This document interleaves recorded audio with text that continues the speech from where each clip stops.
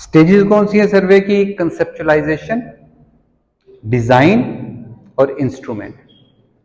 Instrument जब भी हम कहते हैं कि आपका सर्वे इंस्ट्रूमेंट क्या है, तो 90% ऑफ टाइम्स हमारा मतलब होता है क्वेश्चनेयर।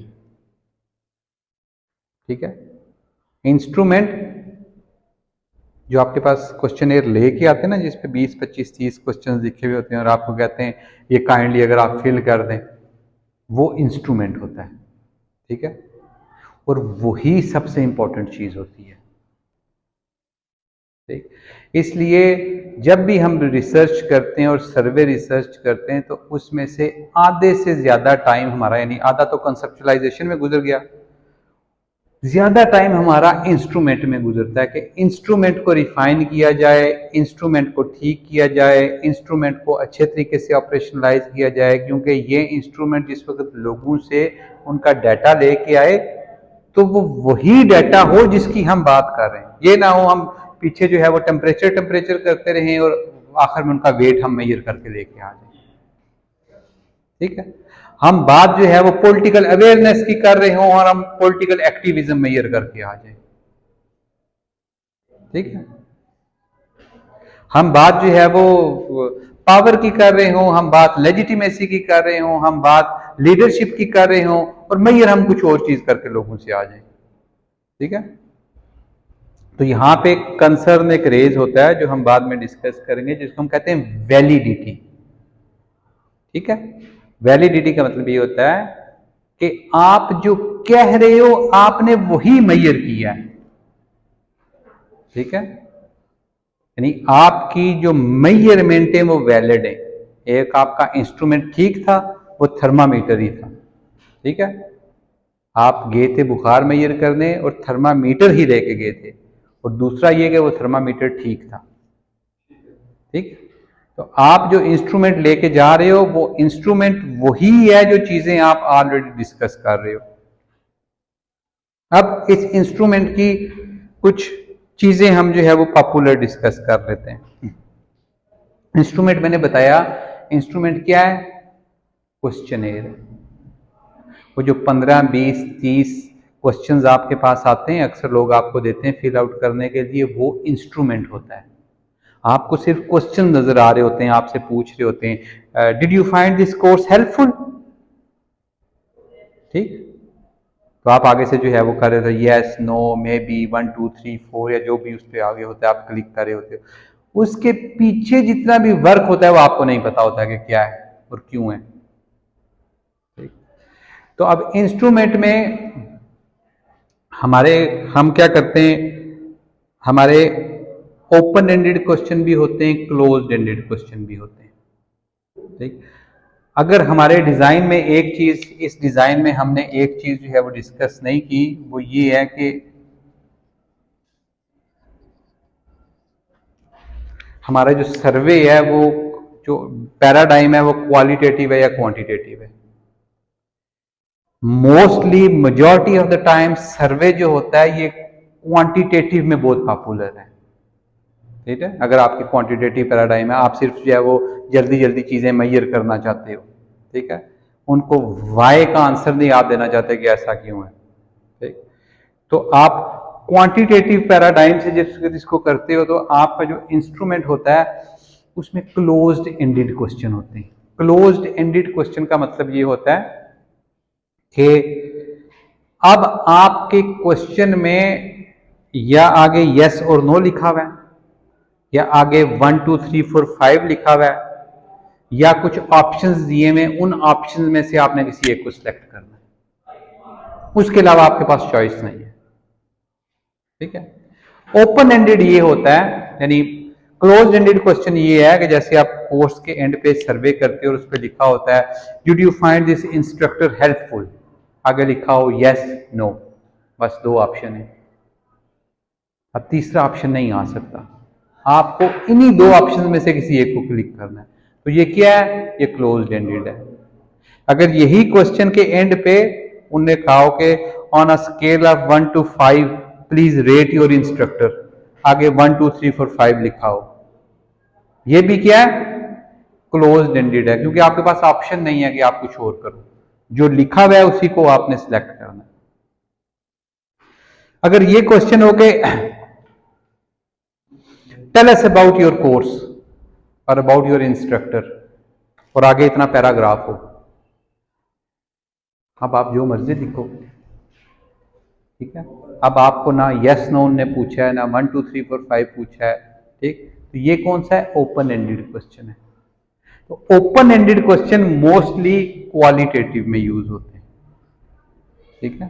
क्वांटिटेटिव में आपके पास भी सर्वेज आए होंगे, कोई भी ओपन एंडेड बहुत कम होते हैं, ठीक है। अभी भी पढ़ा हुआ है एक, हाँ इसमें देखें कोई कोई है open ended question? Close ended है सारे, हाँ। क्लोज एंडेड में भी अब मुख्तलिफ टाइप्स होती हैं, यस नो, मल्टीपल ऑप्शंस होते हैं, एक सिलेक्ट करना होता है, या फिर के 1 2 3 4 5 का स्केल होता है, या फिर के लाइकट स्केल होता है,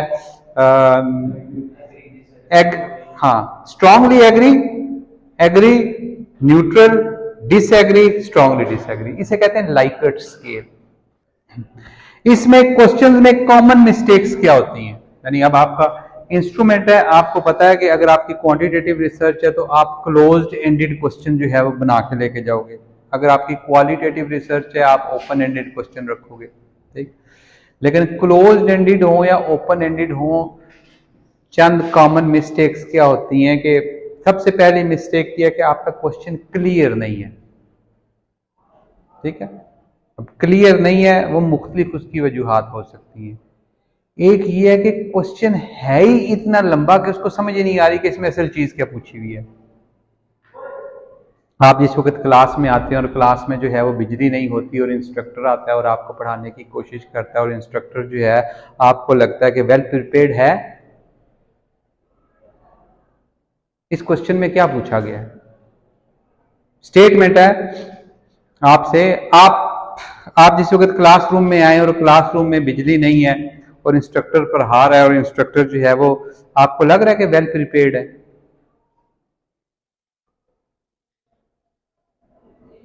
इसमें वो बिजली का पूछ रहा है, इंस्ट्रक्टर का किस चीज का पूछ रहा है, ठीक, क्लियर नहीं है।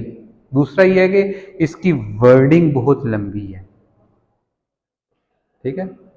इसी क्वेश्चन को आपने स्प्लिट करके 2 क्वेश्चन बना देने, ठीक है। आपने कहना है कि अगर क्लासरूम में लाइट ना हो तो उससे आपकी स्टडीज इफेक्ट होती हैं, एक ही चीज पूछी गई है, ठीक, कि अगर क्लासरूम में लाइट नहीं है, पंखा नहीं है, गर्मी है, तो क्या उससे आपकी तालीम पे आपको लगता है फर्क पड़ता है? अब आपको पता है सिर्फ एक चीज पूछ रहे हैं मेरे से कि क्या इलेक्ट्रिसिटी का या रिसोर्सेज का या फैसिलिटीज का मेरी तालीम से क्या लिंक है, ठीक। और दूसरा क्वेश्चन ये पूछ रहे हैं कि अगर इंस्ट्रक्टर जो है वो क्लासरूम में वेल प्रिपेयर्ड ना हो तो क्या आपको पता चलता है? अब आपको पता कि डायरेक्ट जो है वो इंस्ट्रक्टर का पूछ रहे हैं मेरे से, ठीक। तो एक क्वेश्चन में एक चीज पूछ रहे हैं, ठीक, और क्वेश्चन क्लियर है, ठीक, क्वेश्चन में कोई एम्बिग्विटी नहीं है। ये जिस वक्त किसी की कोई रिसर्च होगी और वो रिसर्च सर्वे रिसर्च होगी और हम उस कॉन्टेक्स्ट में उसके क्वेश्चंस जो है वो देखेंगे, स्टडी करेंगे, तो फिर हम एक एक क्वेश्चन को इंश्योर करेंगे कि ये क्वेश्चन क्या है, स्ट्रेट फॉरवर्ड है, ये क्वेश्चन क्या है, अनएम्बिगुअस है, ठीक है, ये क्वेश्चन क्या है, ये क्वेश्चन किसी कंसेप्ट को ऑपरेशनलाइज कर रहा है।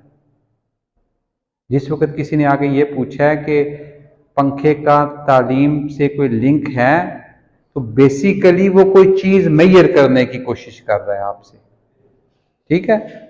यानी इसके पीछे कोई कंसेप्ट है जिसने उसे इस क्वेश्चन की सूरत में ऑपरेशनलाइज किया है। तो आपके पास ये जो सर्वे पड़ा हुआ है, इसके उठाएं और एक एक क्वेश्चन देखें और इसको पढ़ें और आपको पता चलेगा कि क्वेश्चन, हर क्वेश्चन के पीछे कोई कंसेप्ट है, ठीक।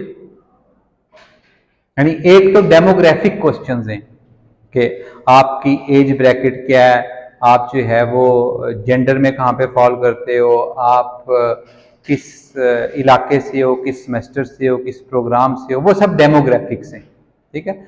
डेमोग्राफिक्स के बाद जिस वक्त क्वेश्चन आएगा, ठीक है, कंटेंट पे, ठीक है, तो अच्छी रिसर्च जो होगी, एक अच्छा इंस्ट्रूमेंट जो होगा, उसके हर क्वेश्चन के पीछे कोई ना कोई कंसेप्ट होगा और हर क्वेश्चन जो है उस कंसेप्ट को ऑपरेशनलाइज कर रहा होगा,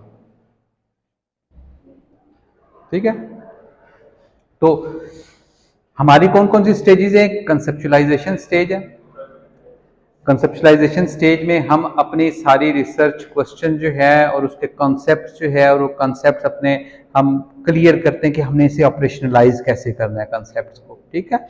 डिजाइनिंग में हमें ये पता होना चाहिए कि ये एक्सप्लोरेटरी है, ये डिस्क्रिप्टिव है, ये कॉजल है, एक ये क्रॉस सेक्शनल है या लॉन्जिट्यूडनल है, ये क्वालिटेटिव है या क्वांटिटेटिव है, ठीक है। और इंस्ट्रूमेंट जो हमारा मेन फोकस है, जो हमारा मेन क्वेश्चनर है, उसमें जो हमारा एक एक क्वेश्चन है वो क्लियर होगा, वो डायरेक्ट होगा, वो अनएम्बिगुअस होगा और वो उसके पीछे जो भी कंसेप्ट होगा उसको वो ऑपरेशनलाइज कर रहा होगा और सिंपल तरीके से कर रहा होगा, ऐसे कर रहा होगा कि आपको वो कंफ्यूज नहीं करेगा, ठीक है। सिंपल स्टेटमेंट लिखी हुई होगी। जैसे अब अगर ये स्टेटमेंट आप रिसर्च कर रहे हो कि लोग जो है वो रिफॉर्म्स, पॉलिटिकल रिफॉर्म्स को सपोर्ट कर रहे हैं या नहीं, ठीक है, तो आपका क्वेश्चन ये हो, डू यू सपोर्ट रिफॉर्म्स? ये क्वेश्चन ठीक है? क्या क्या खराबी है इसमें?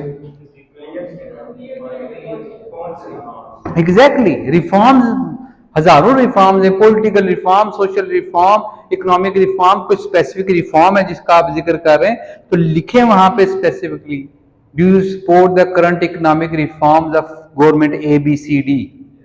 क्लियर, अगले को पता चले मेरे से क्या पूछ रहे हैं, ठीक।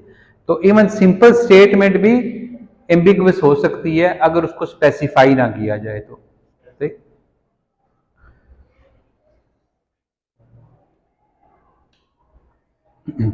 बेस्ट प्रैक्टिसेस क्या हैं, ठीक, मेरे सर्वे रिसर्च की। आप ये सारी स्टेजेस से होके आ गए, ठीक है। आपने कहा कि मैं जो है वो फेस टू फेस जो है वो सर्वे करूंगा और मैं जो है वो मेरी कंसेप्चुलाइजेशन हो गई है, मेरा क्वांटिटेटिव रिसर्च है, क्रॉस सेक्शनल है और मेरे पास जो है वो इंस्ट्रूमेंट मौजूद है, मैं बना लिया इंस्ट्रूमेंट, ठीक है, क्वेश्चनेयर बना लिया। अब बेस्ट और एथिकल प्रैक्टिसेस क्या हैं, ठीक है।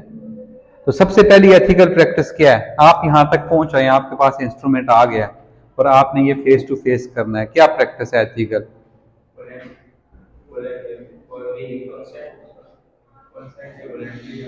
आप जाएंगे और आप उसको इंट्रोड्यूस करवाएंगे अपनी रिसर्च। अस्सलाम वालेकुम, मैं इस सेमेस्टर का स्टूडेंट हूँ, मैं ये रिसर्चर हूँ, मेरी रिसर्च इस बारे में है, मैं ये करना चाह रहा हूँ कि आप मेरी रिसर्च का पार्ट बनेंगे। ये मेरे पास क्वेश्चनेयर है और इसके टॉप पे जो है, होता ये अक्सर के क्वेश्चनेयर के टॉप पे आप जो बातें कर रहे होते हो वो हर वक्त अगले के माइंड में रजिस्टर नहीं हो रही होती, ठीक है। तो आप वर्बली बता भी देते हो और यही बातें आप क्वेश्चनेयर के टॉप पे आपने लिखी हुई होती हैं, ठीक। और आप वो क्वेश्चनेयर दे के कि ये लें, आपके पास अगर टाइम हो तो आप इसको देख लीजिएगा, मैं घंटे बाद, 2 घंटे बाद या कल या परसों या हफ्ते बाद आपसे कलेक्ट कर लूँगा, ठीक। तो उसके ऊपर एक स्टेटमेंट भी लिखी हुई होती है इन्फॉर्म्ड कंसेंट की कि मैं एग्री करता हूँ इस रिसर्च से, और वो बंदा उसको टिक करता है, ठीक। तो आपने अपनी रिसर्च एक्सप्लेन की ब्रीफली और उसके बाद उसको वो देख के आप चले गए, उसके ऊपर रिटर्न में भी ये सारी चीज़ें लिखी हुई थी, ठीक है। उसके पास टाइम था, उसने पढ़ी, अगर उसने एग्री किया तो वो फिल करके रख देगा, नेक्स्ट टाइम आप जाओगे और उसके ऊपर आपकी सारी इन्फॉर्मेशन लिखी होगी कि अगर आपको कोई क्वेश्चन आपके जहन में आता है या आपने मज़ीद इन्फॉर्मेशन चाहिए आपको, तो ये मेरा फ़ोन नंबर है या ये मेरी ईमेल है या आप मुझे इस वक्त कांटेक्ट कर सकते हैं, ठीक है। करता कोई भी नहीं है, लेकिन ये एथिकल है कि अगर किसी को कोई ज़रूरत हो, ज़्यादा कॉन्टैक्ट उसने पूछना हो, कुछ करना हो, तो आप अपनी तरफ से पूरी बॉल, कंप्लीट बॉल उसके कोर्ट में डाल के आते हो, ठीक। कोई चीज आप पीछे रहने नहीं देते। तो नेक्स्ट टाइम आप जाओ ताकि तो उसके पास कोई एक्सक्यूज ना हो, और आपने इतना एथिकली, प्रोफेशनली, पोलाइटली जो है उससे रिक्वेस्ट की भी हो कि बहुत कम चांसेस लोग उसको डिनाई करें। ठीक, तो होता ही है कि अक्सर हमारे यहाँ आखिरी टाइम पे याद आता है रिसर्चर्स को, हो रिसर्च करनी है, महीना रह गया है, अब क्या करें। और फिर आखिरी टाइम पे जो है पूरा बंडल उन्होंने उठाया हुआ होता है क्वेश्चनेयर्स का, और जाके हर किसी को ऐसे ऐसे डिस्ट्रीब्यूट कर रहे होते हैं, और फिर कह रहे होते हैं मैं आता हूँ 10 मिनट बाद आता हूँ, मैं कलेक्ट करूँगा, जल्दी जल्दी इसको कर दें। ठीक, तो वो जल्दी जल्दी जो वो करेगा ना, वो अगेन टेम्परेचर की जगह वेट लिखेगा। ठीक, तो बाकी सब चीजें ठीक थी, आपने जिस वक्त जल्दी जल्दी किसी से वो करवाया तो उसने अपना ओपिनियन नहीं दिया। ठीक है, उसने साथ वाले बैठे को देखा वो क्या कर रहा है, अच्छा मैं भी इसको इसको 5 को मैं भी टिक करता हूँ, अच्छा मैं भी यस को टिक करता हूँ। ठीक, तो वो भी चीज जो है वो रिस्पॉन्सेज वैलिड नहीं है। ठीक है, लेकिन ये सिर्फ आपको पता है, और किसी को नहीं पता। एथिक्स हमने डिस्कस किए थे ना, अब ये एथिकली सिर्फ आपको पता है कि ये वाले रिस्पॉन्सेज मैंने जो है ये 10 मिनट में 50 बच्चों से क्लास में फिल आउट करवाए थे। ठीक, बाकी किसी को नहीं पता, ना कभी सारी जिंदगी पता चल सकता है। ठीक, तो इसलिए ये छोटी छोटी वो चीज़ें जिसके लिए आपको ऑनेस्ट रहने की ज़रूरत है, और रिसर्चर के अलावा किसी को भी नहीं पता होगा कि ये मैंने डाटा कैसे इकट्ठा किया। तो अगर डाटा इस तरीके से इकट्ठा होगा तो डाटे के जो रिजल्ट्स आएंगे वो डिफरेंट होंगे। ठीक है, और वो रिजल्ट्स क्या होंगे, वो एक्यूरेट नहीं हो। एक्यूरेट मतलब ये कि वो आपके अलावा और किसी को नहीं पता होगा कि ये जो है इसकी गड़बड़ इसमें कहाँ पे हुई है। ठीक है, वो सारे के सारे बच्चे जो है वो आपका रिजल्ट आएंगे, मैं जो है वो सर्वे है कोई, मैं टीचर वैल्यूएशन का कि टीचर कैसे पढ़ाते हैं, और मैं जाके बच्चों से जो है वो आखिरी दिन जल्दी जल्दी करवा लूँ, और बच्चे सारे 5 पे well done well done well done good good, और मैं जाके लेके देखें जी ये कितने अच्छे टीचर हैं और कितने अच्छी वैल्यूएशन है। ठीक, तो वो नहीं, रिजल्ट्स नहीं है, अच्छे नहीं है, बाइस्ड रिजल्ट्स हैं। बाइस्ड इन अ सेंस के वो सिस्टमेटिकली उनको एथिकली टाइम दे के नहीं दिए गए। ठीक, और फिर जिस वक्त आप क्वेश्चन डिजाइन करते हो तो ऐसा नहीं है कि आपका क्वेश्चन जो है वो पॉलिटिकल रिफॉर्म्स पे है, और आपने जो है वो शुरू होते ही ठा करके जो है वो पहला पॉलिटिकल रिफॉर्म्स का क्वेश्चन डाला हुआ है। ठीक है, आपको वार्म अप क्वेश्चंस चाहिए होते हैं। ठीक है, क्वेश्चनेयर जो है वो कन्वर्सेशन है, आपने किसी से कन्वर्सेशन करनी है, उससे डाटा लेना है, इंफॉर्मेशन लेनी है किसी टॉपिक पे, तो आप जाते साथ ही नहीं लेते, आप बैठते हो, हालचाल पूछते हो, गपशप लगाते हो, फिर आप कहते हो टॉपिक की तरफ आते हो। तो जो क्वेश्चनर होता है उसकी डिजाइनिंग भी ऐसे ही होती है। ठीक है, कि शुरू में बिल्कुल simple simple questions, warm up questions होते हैं, और उसके बाद फिर जो है वो आहिस्ता आहिस्ता क्वेश्चंस जो है वो चेंज होते जाते हैं। और ऐसा नहीं है कि पहले ही पेज पे आपने जो है वो पूरा पेज काला हुआ है और 100 क्वेश्चन पहले पेज पे मौजूद है, और बंदा देखते साथ ही डर गया, उसने कहा नहीं ये मैं रिसर्च कहाँ पे करूँगा, मेरे पास टाइम नहीं है। ठीक है, तो इन सब छोटी छोटी चीज़ों का जो है वो ख्याल रखना पड़ता है। नेक्स्ट टाइम आप कोई ऑनलाइन सर्वे देखें कहीं से आया हुआ हो कुछ हो, तो ये सारी चीज़ें उसमें नोट करें कि इसकी वर्डिंग कैसी है, इसका इंटरफेस कैसा है, कि ये सर्वे का देख के मुझे जो है वो यानी कलरफुल सा है, मुझे इंगेज कर रहा है नहीं कर रहा। ठीक, ये सारी चीज़ें मैटर करती हैं। अब इसमें सबसे इंपॉर्टेंट चीज़ और सबसे टेक्निकल चीज़, ठीक, एक क्वेश्चनर टेक्निकल है, ठीक, और एक आपकी पॉपुलेशन और सैंपलिंग। मैंने आपको कहा था कि सर्वे इजी है, ठीक, और सर्वे जो है वो एक साइंटिफिक तरीका है। ठीक, अगर आपने ये देखना है कि पाकिस्तान के या किसी भी मुल्क के लोग जो है वो किस पॉलिटिकल पार्टी को सपोर्ट कर रहे हैं, क्या पॉलिटिकल पार्टीज की या फॉरेन पॉलिसी की या मुख्तलिफ पॉलिटिकल रिफॉर्म्स की, उनके अंदर क्या क्या व्यूज हैं या क्या क्या सपोर्ट है। तो पाकिस्तान की पॉपुलेशन कितनी है? 24, 240 मिलियन। तो इसका मतलब है आप 240 मिलियन लोगों से पूछेंगे, क्या करेंगे? आपका क्वेश्चन ये है कि पाकिस्तान के लोग जो है वो किस पॉलिटिकल पार्टी को सपोर्ट कर रहे हैं या उनके व्यूज क्या हैं पैलेस्टीन इसराइल को लेके, और पाकिस्तान की पॉपुलेशन है 240 मिलियन। तो क्या करेंगे आप? 240 मिलियन लोगों के पास जाएंगे फेस टू फेस, या 240 मिलियन लोगों को ईमेल करेंगे, या उन्हें कॉल करेंगे, या उन्हें लिंक सेंड करेंगे? तो इन 240 मिलियन लोगों के हमें व्यूज कैसे पता चलेंगे?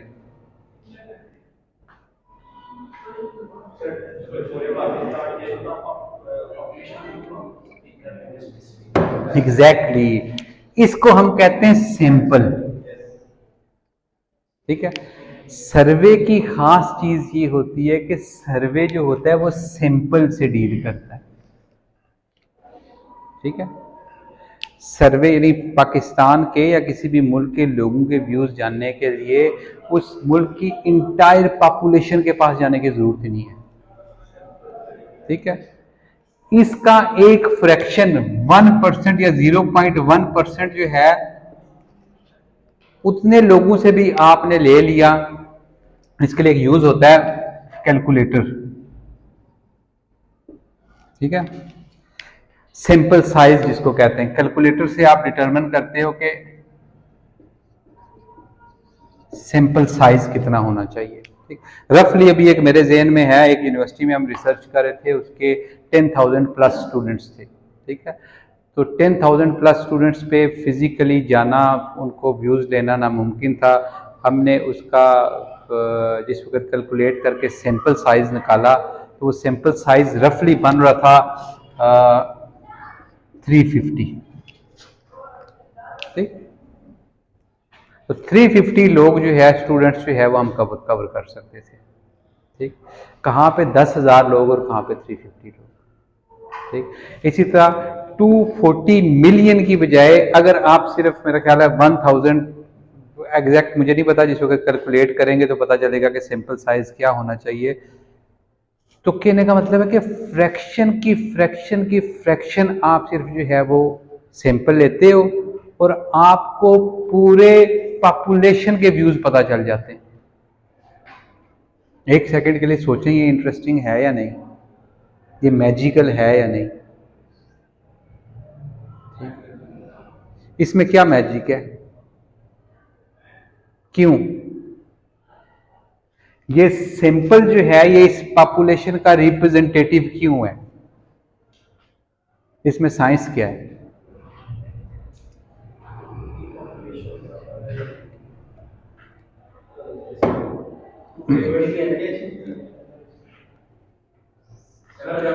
आपकी आपकी आपकी यूनिवर्सिटी में 10,000 स्टूडेंट्स हैं।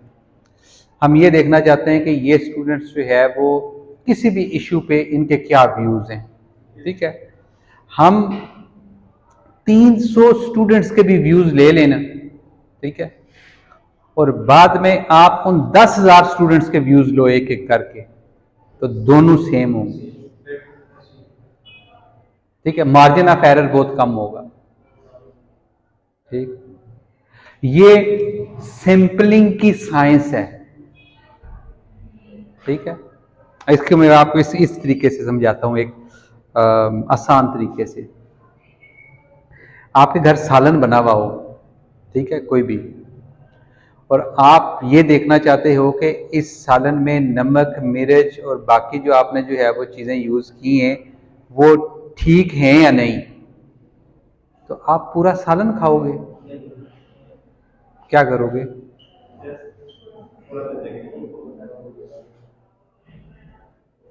क्या करोगे? थोड़ा सा लेके ऐसे चम्मच से चखोगे, ऐसा ही है ना? वो जो चम्मच से लेके चखोगे वो पूरे सालन का सैंपल होगा। ऐसा नहीं हो सकता कि जो चम्मच आपने चखे वो फीकी और सालन जो है वो मीठा हो। लेकिन इंश्योर आपने क्या करना है कि सालन का सैंपल लेने से पहले आपने पूरी उसको ऐसे स्टिर करना है कि हर चीज मिक्स हो जाए। ऐसा नहीं है कि वो 10 घंटे से सालन जो है वो बैठा हुआ है, हर चीज उसमें नीचे बैठ गई और आपने ऊपर से उसके जो है वो ऐसे एक सैंपल ले लिया। ठीक, तो इस पॉपुलेशन के साथ भी यही होता है कि जिस वक्त इसका सैंपल लेते हैं ना तो इस पूरी पॉपुलेशन को स्टिर करते हैं। ठीक है, कि वो जो सैंपल हमने लिया है, वो जो चम्मच हमने लिया है, उसमें पॉपुलेशन का हर कंपोनेंट आ जाए। ठीक है, तो वो जो कंपोनेंट होता है, वो जो रिप्रेजेंटेटिव चम्मच होती है, वो पूरी हंडिया की पूरी पॉपुलेशन का पता आपको बता देती है कि क्या है। इतनी सी साइंस है इसमें। ठीक है, अब इसमें मोस्टली हम सैंपलिंग में 2 तरीके यूज करते हैं। ठीक है, सैंपलिंग एक चीज होती है, इसको हम कहते हैं ये पॉपुलेशन।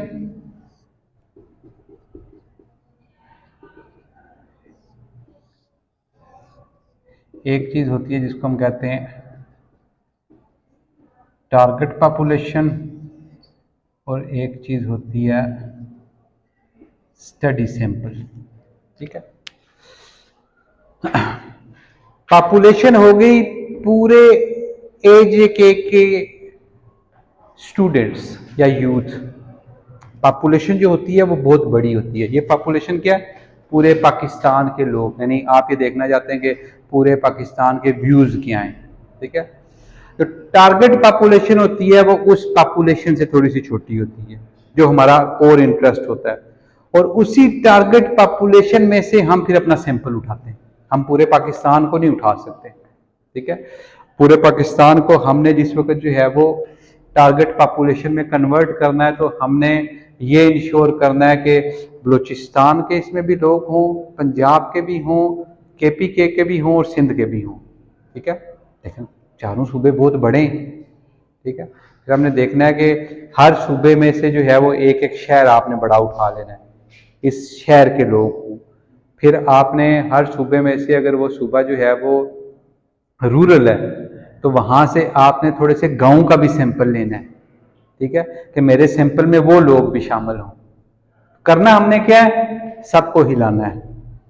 वो जो हमारा सैंपल है उसमें पूरी जो पॉपुलेशन है उसके रिप्रेजेंटेटिव होने चाहिए। अगर आप यूनिवर्सिटी में कर रहे हो सर्वे, तो हर डिपार्टमेंट में से स्टूडेंट होने चाहिए, हर फैकल्टी में से स्टूडेंट होंगे 300 स्टूडेंट। आपने 10,000 के पास नहीं जाना, लेकिन वो 300 आप डिवाइड कैसे करोगे? 300 ऐसे डिवाइड करोगे, फैकल्टी ऑफ सोशल साइंसेज के स्टूडेंट हों इसमें, फैकल्टी ऑफ नेचुरल साइंसेज के हों, फैकल्टी ऑफ इंजीनियरिंग के हों, फैकल्टी ऑफ हेल्थ साइंसेज के हों, उन फैकल्टीज के नीचे जितने जितने डिपार्टमेंट्स हैं हर डिपार्टमेंट्स के हों। अगर स्टूडेंट्स में ओवरऑल यूनिवर्सिटी में मेल फीमेल रेशियो जो है वो 50-50 है, तो इसका मतलब है आपके सैंपल में भी 50-50 रेशियो होनी चाहिए। फिर वो क्या होगा, आपका एक हिलाया हुआ रिप्रेजेंटेटिव सैंपल होगा, और उस सैंपल से आप क्या करोगे, अपना डाटा लोगे। और 2 तरीके कौन से जब हम सैंपलिंग करते हैं, ये अपना स्टडी सैंपल जिस वक्त हम लेते हैं, एक प्रोबेबिलिस्टिक और एक है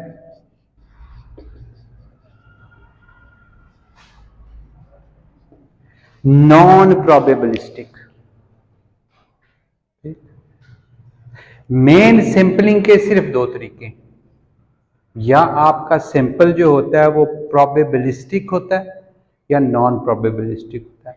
प्रोबेबिलिस्टिक सिंपली का मतलब ये होता है कि आपकी पॉपुलेशन में जितने भी बंदे हैं ना, ठीक है, वो 2 करोड़ है, वो 2 लाख है, वो 20,000 है, हर किसी का नॉन जीरो चांस है सिलेक्ट होने का। नॉन जीरो का मतलब यह है कि आपकी पॉपुलेशन में ये प्रोबेबिलिटी है कि हर बंदा रिप्रेजेंट हो सकता है, एंड में नहीं होता।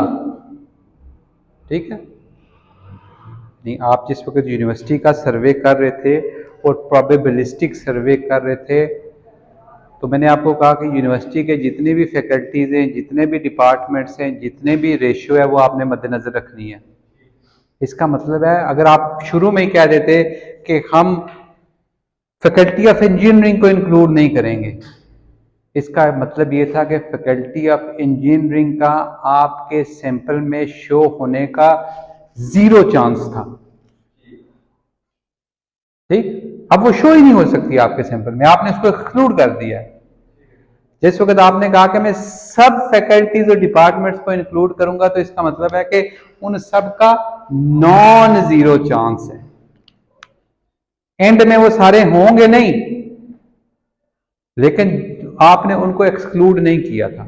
ठीक है, तो प्रोबेबिलिस्टिक का मतलब ये है कि हर पॉपुलेशन के हर बंदे की आपके सैंपल में शो होने की प्रोबेबिलिटी है, चांस है, आपने उसको आउट नहीं किया। ठीक, और फिर आप मुख्तलिफ तरीकों से सिस्टमैटिक सैम्पलिंग से आप जो है वो उनको अपने सैंपल में इंक्लूड करते हो।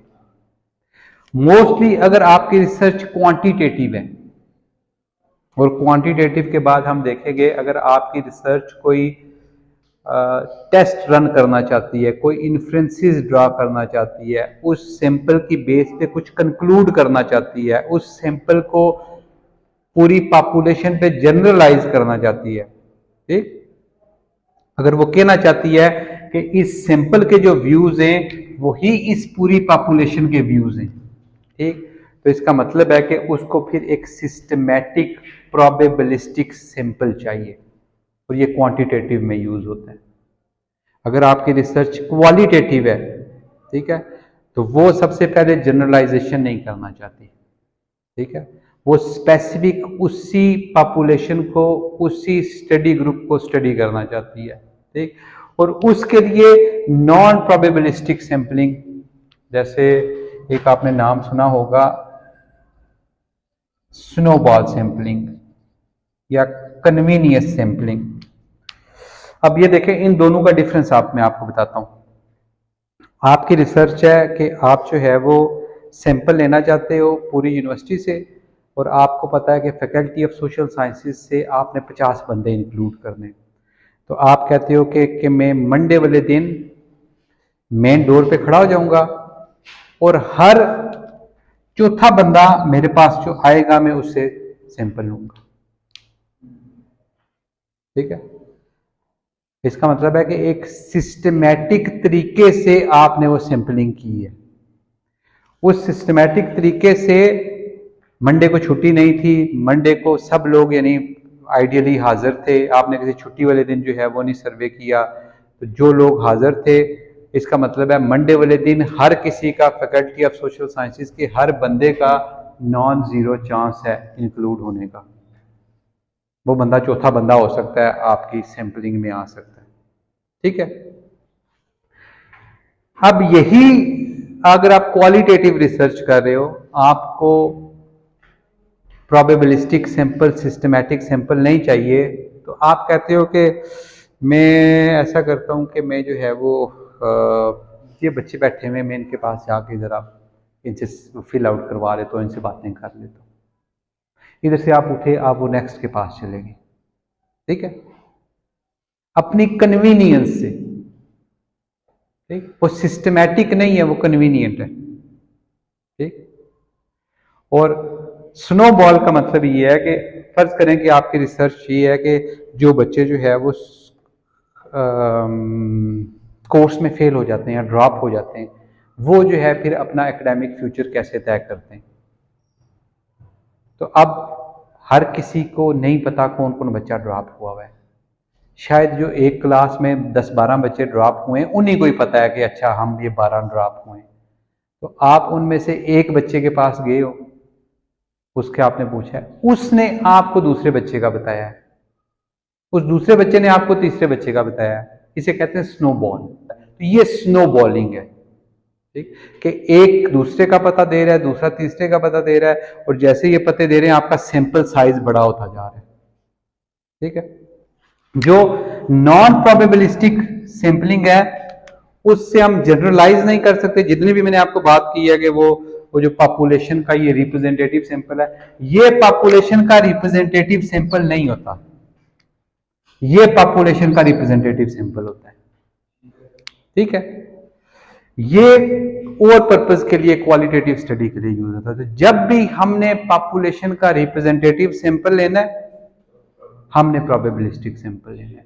जब भी हमने एक सैंपल की बेस पे पूरी पॉपुलेशन के बारे में कोई चीज करनी है, हमने सैंपल लिया 300 बच्चों का, हमने देखा 300 बच्चे जो है वो पॉलिटिकली एक्टिव थे, तो हमने कंक्लूड ये करना है, जनरलाइज अगर हमने ये करना है कि इसका ये मतलब है ये पूरे 1000 10,000 बच्चे पॉलिटिकली एक्टिव हैं, तो उसके लिए हमारे नीचे सिस्टमैटिक सैंपल होना चाहिए, और उस सिस्टमैटिक सैंपल का एक अप्रोप्रिएट सैंपल साइज होना चाहिए। ठीक है, और वो जो सिस्टमैटिक सैंपल है, वो जैसे मैंने आपको बताया, उसके अंदर इस पूरी पॉपुलेशन के कैरेक्टरिस्टिक्स होने चाहिए, वो नॉन जीरो होना चाहिए। ऐसा नहीं कि आपने किसी को एक्सक्लूड कर दिया हो। तो ये थोड़ी सी जो है वो सैम्पलिंग जो है वो टेक्निकल भी है, इंटरेस्टिंग भी है। तो अगर आपके पास क्वेश्चनेयर है, इंस्ट्रूमेंट है, और आपको पता है कि आपकी पॉपुलेशन क्या है, आप किसी सिटी में, तो पूरी सिटी की या पूरी इंस्टीट्यूशन की आपको जो है वो सैंपलिंग करने की जरूरत नहीं है, आप उसका रिप्रेजेंटेटिव सैंपल लोगे। ठीक है, तो आपकी पॉपुलेशन पे डिपेंड करेगा कि आपका रिप्रेजेंटेटिव सैंपल क्या है। आपकी पॉपुलेशन अगर ये यूनिवर्सिटी है, तो हमें पता है कि यूनिवर्सिटी में कितने डिपार्टमेंट्स हैं, कितनी फैकल्टीज हैं, जेंडर रेशियो क्या है, आपके सैंपल में वही नजर आनी चाहिए। अगर आपकी पॉपुलेशन जो कि आपके रिसर्च क्वेश्चन से निकलती है, ठीक है, अगर आपकी पॉपुलेशन कोई सिटी है, फॉर इंस्टेंस ये 7 वाली सिटी है, तो फिर आपके सैंपल में हमने ये इंश्योर करना है कि उस सिटी की पॉपुलेशन के कैरेक्टरिस्टिक्स आपके सैंपल में हो। जो पॉपुलेशन होगी उसी के कैरेक्टरिस्टिक्स आपके यहां पे सैंपल में होने चाहिए। तो पॉपुलेशन वेरी करती है किस पे? रिसर्च क्वेश्चन पे। आपका रिसर्च क्वेश्चन क्या है? अगर आपका रिसर्च क्वेश्चन ये है कि दुनिया क्या सोचती है इसराइल फलस्तीन कन्फ्लिक्ट के बारे में, तो इसका मतलब यह है कि अब आपके पॉपुलेशन जो है वो क्या है, पूरी दुनिया या जितनी भी स्टेट्स हैं वो हैं। इसका मतलब यह है कि आपके सैंपल में उन सब स्टेट्स के रिप्रेजेंटेटिव होने चाहिए। हर स्टेट को आपको जो है, या अगर आपकी रिसर्च ये है कि वेस्टर्न वर्ल्ड क्या सोचती है, तो आप जिसको वेस्टर्न वर्ल्ड डिफाइन करते हो, उन सब के सैंपल्स जो है, उन सब की पॉपुलेशन, पूरी पॉपुलेशन का रिप्रेजेंटेटिव सैंपल आपके सैंपल में मौजूद होना चाहिए।